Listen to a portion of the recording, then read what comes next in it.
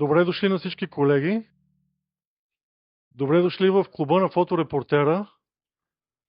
Казвам го и от името на Юри Трейман, който е основният организатор на тази изложба, който ме помоли да ви предам едно нещо.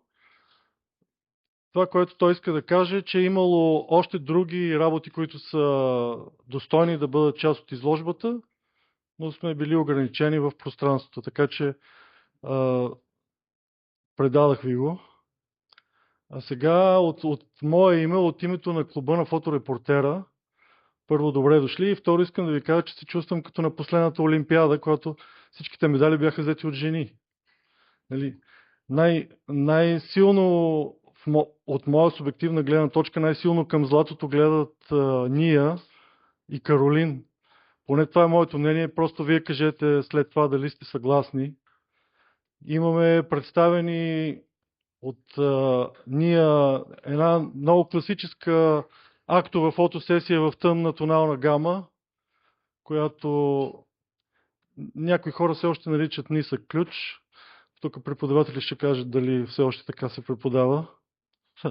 А пък от страна на Каролина имаме една концептуална работа, близка до сюрреализма, с алюзии към други произведения. И поздравления за всичко това. Радвам се, че клуба на фоторепортера е домакин на тази изложба и се радвам, че може да видим какво е актуалното състояние, нивото на фотографията при учениците, които завършват нашето любимо училище, което всички сме завършили.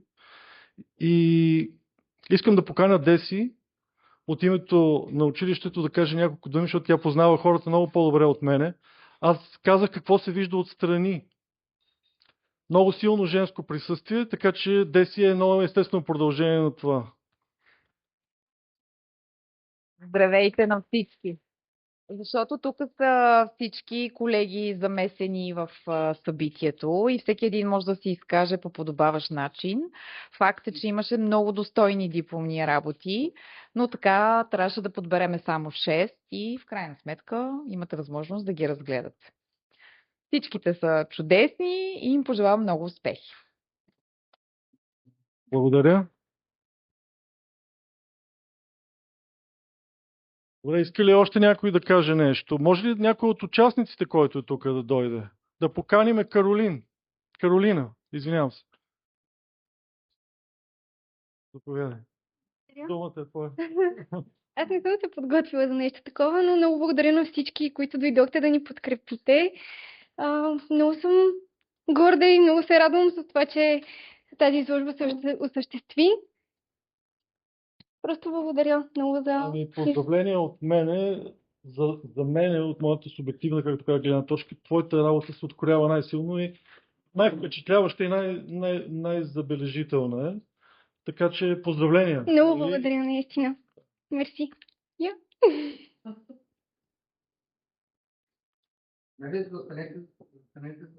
Да.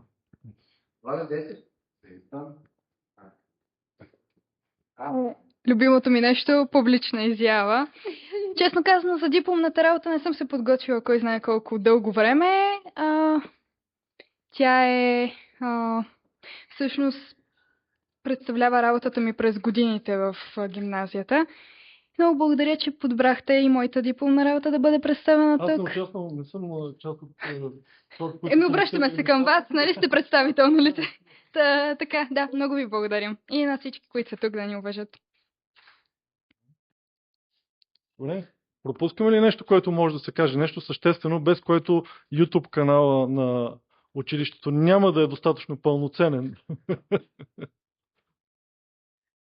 Ако някой иска да каже нещо, има 10 секунди да се сети. Добре, тогава изложбата е официално открита. Училището свърши, лятото е пред нас до септември.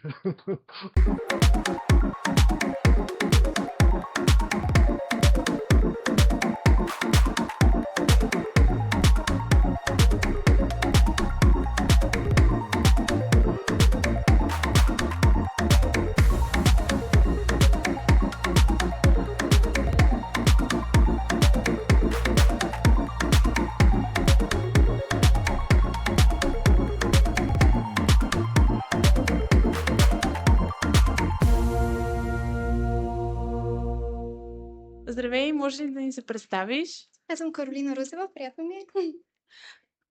Днес сме тук за твоята дипломна работа. Кажи ни на какво те научиха преподавателите в твоя националната професионална гимназия по полиграфия и фотография за твоите 5 години.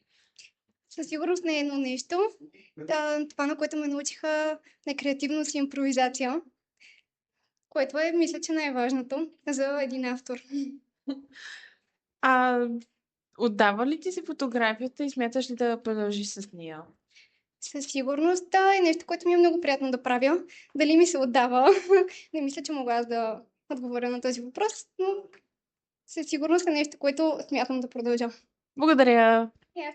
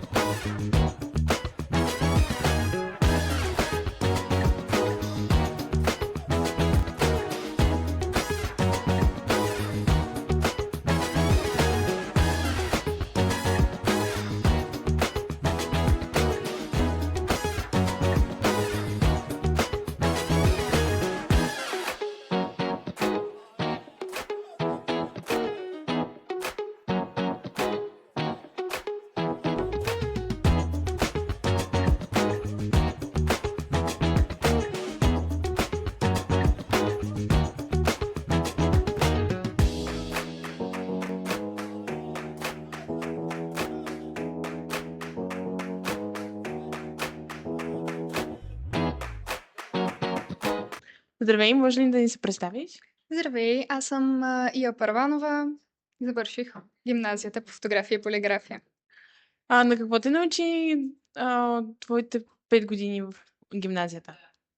На креативност мисля, че това е основното. Дори и да не разполагаш с много добра техника, ако си креативен, можеш и с наличното да получиш добри кадри, удовлетворяващи резултати.